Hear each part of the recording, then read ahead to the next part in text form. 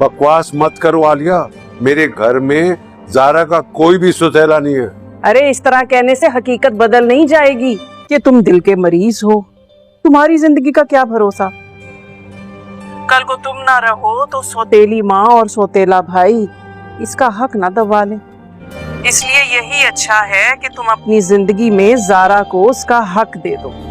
मैं देखना चाहती हूँ कि माँ मेरी क्या लिखती थी, क्या सोचती थी। सच तो यही है कि रेहान और तहरीन ज़ारा के सौतेले रिश्ते हैं। आलिया ने तुमको वो डायरी नहीं दी? खाला जान के पास?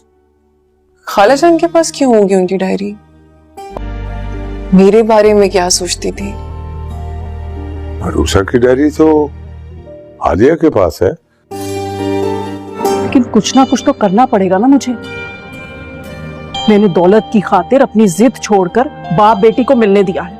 आलिया जब तुम्हें लेकर गई थी तो उसने मुझसे अरूषा की डायरी भी मांगी थी।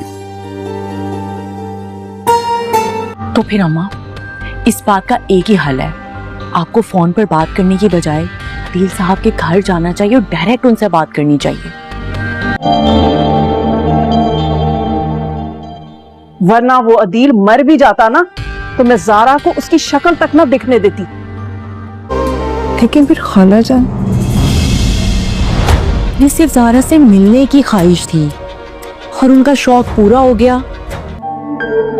जब भी इनकी आंखों में देखते हो तो मुझे लगता है वो जो कह रहे हैं सच कह रहे हैं, और जो उनकी आंखों में सच्चाई के अलावा कुछ और दिखता ही नहीं है। ये सब तहरीन की चाल है, ये सब मोहब्बत का ना दिखावा कर रही है तुम्हें अपने हक से बेदखल करने के लिए।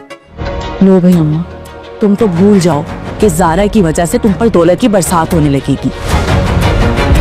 आलिया बेगम बहुत ज़्यादा परेशान है। जिस मकसद के लिए आलिया ने ज़ारा को अदील साहब के घर भेजा था वो मकसद दूर दूर तक पूरा होता हुआ नज़र नहीं आ रहा, तो इस वजह से आलिया बेगम बहुत ज़्यादा परेशान है और यही बात डिस्कस करती हैं जब अपनी बेटी महरूज से यही जवाब देती है और अपनी मम्मी से ये कहती है कि ज़ारा तो वहाँ जाकर हमें भूल ही गई है, उसने तो पीछे मुड़ कर भी नहीं देखा कि हम किस हाल में हैं। वो तो वहाँ पर अमीरों वाली ज़िंदगी गुजार रही है और अयाशियाँ कर रही है और उसे अपनी खाला की परवाह नहीं है। आप बड़ा कहती थी कि ज़ारा जो है वो मेरी बेटी है और वो मैं जो कहूँगी वही करेगी, वहाँ जाकर तो आपको भूल चुकी है। और रही सही कसर उसने यहाँ पर ये पूरी कर दी है कि अपनी बर्थडे पार्टी में हमें इनवाइट तक नहीं किया। तो यहाँ पर जो है आलिया बेगम महरू से ये कहती है कि मैं भी किसी से कम नहीं हूँ, मैं भी उसको चैन से जीने नहीं दूँगी। उसे लगता है कि वो अपने बाबा के घर जाकर मुझे इग्नोर कर देगी, तो ऐसा हरगिज़ भी नहीं है। तुम देखना ज़ारा इसी घर में वापस आएगी और दौलत अपने साथ लेकर आएगी। तो महरू अपनी माँ को गुस्सा दिलाते हुए ये कहती है कि मैं अगर आपके दिलो दिमाग में ये बात है कि ज़ारा की वजह से आप पर नोटों की बारिश होने वाली है तो ये बात आप भूल ही जाएं। लेकिन आलिया बेगम उनसे कहती है कि मैं भी किसी से कम नहीं हूँ, अब मैं ऐसी चाल चलूँगी कि दुनिया देखती रह जाएगी। और आलिया बेगम ऐसा ही करती है, फ़ोन उठाकर अदील साहब को फ़ोन करती हैं और उसे ये कहती हैं कि आप बीमार हैं, दिल के मरीज़ हैं और खुदा न खास्ता अगर आपको कुछ हो जाता है तो आपके बाद ज़ारा का क्या बनेगा, क्योंकि उसका सौतेला भाई और सौतेली माँ तो उसको जायदाद में से हिस्सा देने से रहे। तो इस वजह से बेहतर यही होगा कि आप अपने जीते जी ज़ारा का जो कुछ भी हिस्सा बनता है उसके नाम पर लगा दे ताकि मैं भी मुतमईन हो जाऊं और ज़ारा भी मुतमईन रहे।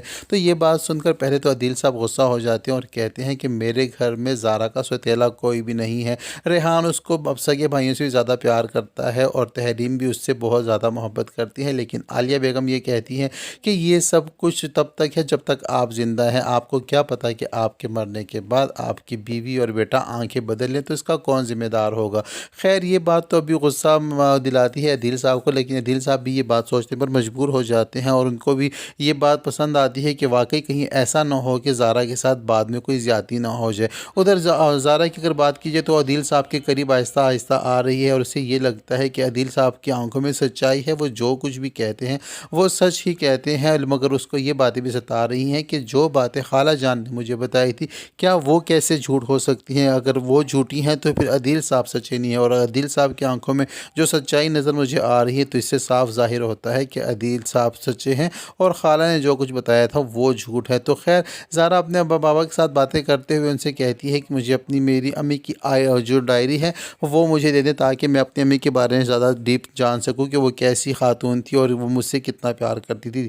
تو یہاں پر عدیل صاحب انہیں کہتے ہیں کہ وہ ڈائری تو تمہاری خالہ کے پاس ہے اور مجھے حیرت ہے کہ ابھی تک انہوں نے تمہیں وہ ڈائری کیوں نہیں دی۔ لیکن یہاں پر زارا جو ہے اپنے بابا سے کہتی ہے کہ ڈائری امی خالہ جان کے پاس کیسے ہونے لگی، تو عدیل صاحب انہیں بتاتے ہیں کہ جب تمہاری خالہ تمہیں اب ہمارے گھر سے لے کر گئی تھی تو انہوں نے وہ ڈائری بھی مجھ سے مانگ لی تھی۔ تو یہاں پر اب زارا بہت تشویش میں ہے اور زارا یہ سوچ رہی ہے کہ ڈائری اگر خالہ جان کے پاس ہے تو انہوں نے مجھے کیوں نہیں دی، اس میں ایسا کیا لکھا ہوگا، کیا کون سی ایسی باتیں ہوں گی جو خالہ جان مجھے بتانا نہیں چاہ رہی تھی۔ تو یہ اب بہت مسئلہ جو ہے الجھ گیا ہے، کیونکہ جو باتیں عالیہ بیگم نے زارا کے کانوں میں ڈالی تھی وہ ساری باتیں غلط ثابت ہو رہی ہیں، اور جو نفرتیں اس کے دل میں بھری تھی وہ نفرتیں محبتوں میں بدل رہی ہیں۔ اور اب زارا کی یہی کوشش ہوگی کہ کسی بھی طرح وہ ڈائری خالہ جان سے نکلوائیں اور اس میں دیکھیں ایسا کیا لکھا ہوا ہے جو خالہ جان زارا سے چھپانا چاہتی تھی۔ تو یہ سب کچھ ہونے جا رہا ہے ڈرامہ سیریل مفاد پرست کے آنے والے ایپیسوڈ میں، اور عالیہ بیگم کی لالچ دن بدن بڑھتی جا رہی ہے اور عالیہ بیگم کی حقیقت آہستہ آہستہ کر کے زارا کے سامنے آتی جا رہی ہے، اور زارا اپنے گھر والوں کی نظروں میں اور دل میں اپنے لیے پیار دیکھ کر بہت زیادہ خوش ہے۔ اب دیکھنا یہ ہے کہ زارا کو کس کی بات کا یقین آتا ہے جو خالہ جان نے بتائی ہیں وہ ان باتوں کا یقین آتا ہے، یا اپنے گھر والوں کے بیہیویئر کو دیکھ کر ان کی صداقت اور سچائی پر یقین کرتی ہے۔ تو یہ سب کچھ تو آنے والے ایپیسوڈ میں پتہ چلے گا۔ آنے والے ایپیسوڈ کو جاننے کے لیے جڑے رہیے ہمارے ساتھ، سبسکرائب کیجیے ہمارے چینل خان ڈرامہ ریویو کو۔ ویڈیو پسند آتی ہے تو ویڈیو کو لائک اور چینل کو سبسکرائب کرنا ہرگز نہ بھولیں، ساتھ ہی ساتھ بیل آئیکن کو بھی پریس کر دیں تاکہ ہماری نئی آنے والی ویڈیو کا نوٹیفیکیشن سب سے پہلے آپ تک پہنچ سکے۔ اب تک کے لیے اتنا ہی، ملتا